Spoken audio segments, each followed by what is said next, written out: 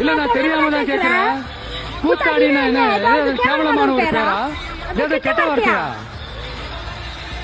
கூத்து அது சாதாரண வார்த்தை இல்ல.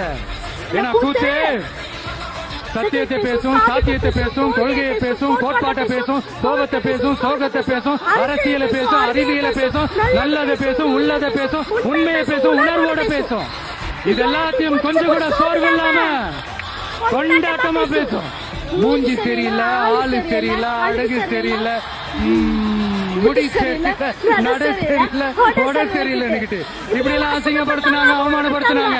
ஆனா கொஞ்சம் கூட கலங்காம ஒவ்வொரு வாய்ப்புக்காகவும் ஒவ்வொரு சூழலுக்காகவும் காத்திருந்து சுத்தி சுழண்டு உழைச்சி மேல வந்தவன் கூத்தாடி. அப்ப கூட உழைப்பு மட்டும்தாங்க என்னோடது. அதன் மூலமா எனக்கு கிடைச்ச மத்த எல்லாத்துக்கும் காரணம் நான் இல்ல.